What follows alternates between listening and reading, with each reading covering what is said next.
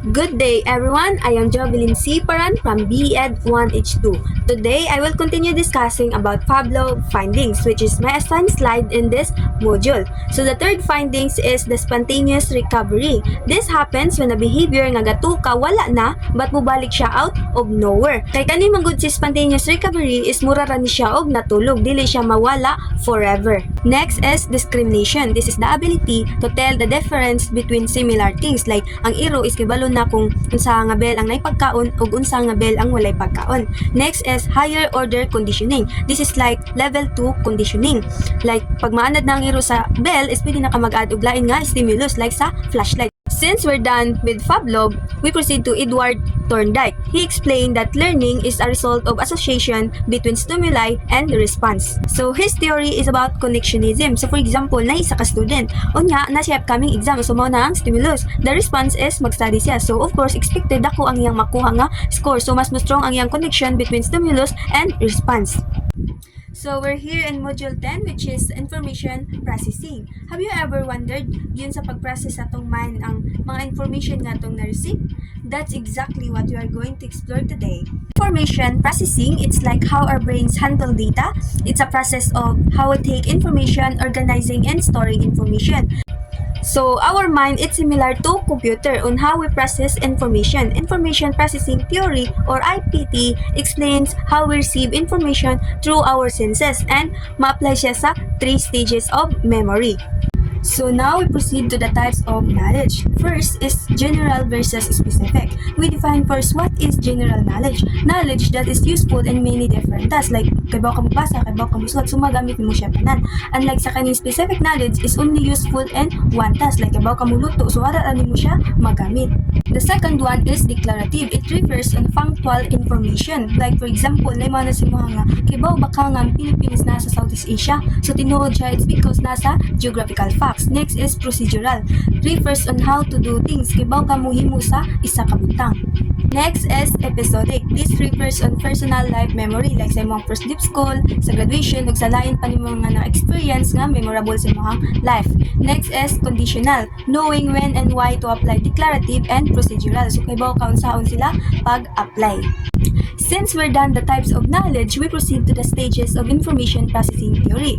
First is encoding. It's a process of taking information, like nakimakita, so imo siyang i-encode sa imong mind. Next is storage. Kung sa computer pa, imong i-save kung unsa ang imong i-encode. Next is retrieval, bringing stored information when needed. So, kung kinahanglan na nimo ang mga information nga imong gi-save, so imo ra dayang i-retrieve or i-recall. So now we proceed to the 3 main stages of memory. The first one is sensory register. We receive a huge amount of information but it can only hold 1 to 3 seconds. Next is the short-term memory. So kung dili ka mag-pay attention sa mga information nga imong na-receive, is mawala siya around 8-10 seconds or less.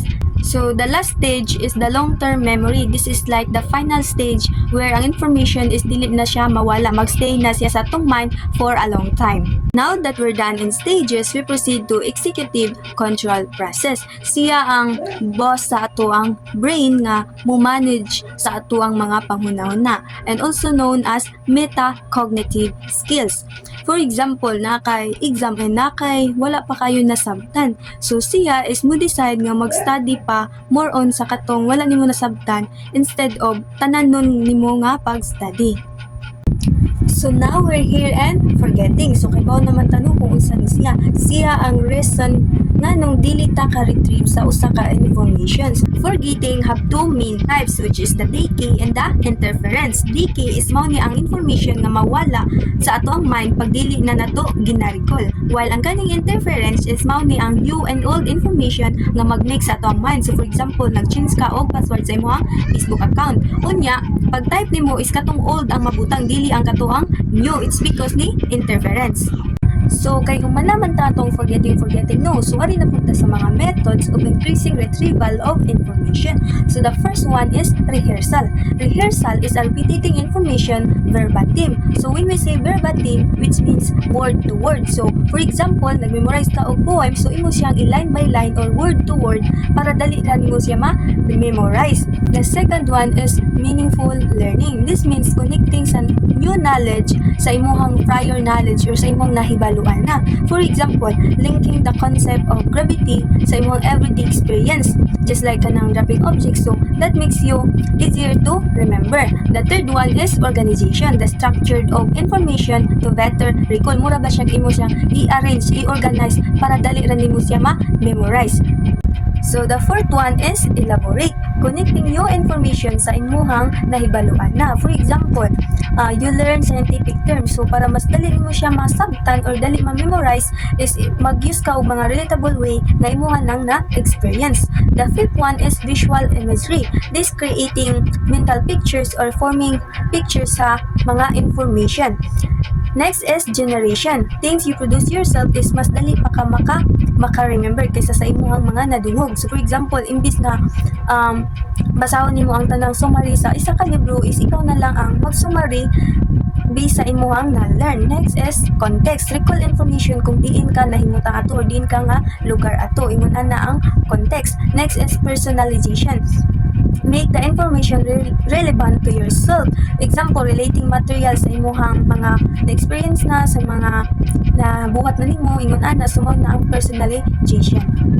So kay human naman tatong methods of increasing retrieval, ari na pud ta sa methods of memory or memory methods. So the first is serial possession effect or recency and primacy. This means is maka-memorize pa ka sa beginning and the end, which is recency and primacy. So for example, nag-memorize ka og 20 vocabulary words, pero ang imo ra i-memorize kay ang first 3 and the last 3, but sa middle nga 12 ka book is di ka memorize. So mao na ang serial possession effect. The second is part learning, breaking long information into chunks. So imo siyang gamayon. So like kuan, nag-memorize ka og 20 ka buok na names. So para dali nimo siya ma-memorize is imo siyang gi-group into 4 groups with 5 names. So dali na din mo siya ma-memorize.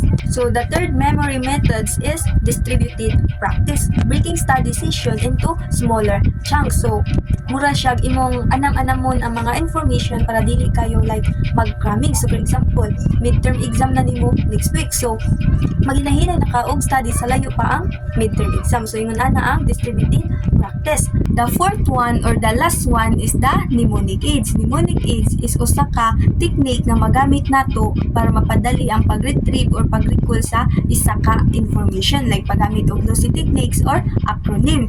So for example, pag-memorize og color sa rainbow. So para madali na to og memorize, magamit ta og acronym. The word is Roy G. Biv.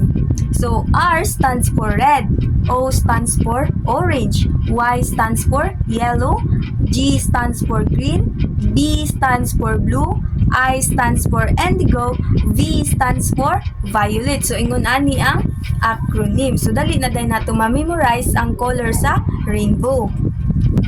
So here is the executive control process. Just like what I said earlier, no, na we receive information through our senses. So mapunta siya sa sensory memory or sensory register, but maglong last na siya 1 to 3 seconds. So kung dili ka mag-pay attention anang na information is pwede siya ma-decay. Pero pag mag-pay attention ka anang information is mapunta siya sa short-term memory, but nagyan po possibilities na imuha siyang malimtan. Pero pag imo gid siyang memorizon is mapunta siya long-term memory, then pwede na din siya nimo i-retrieve when needed. So mao ni ang executive control process.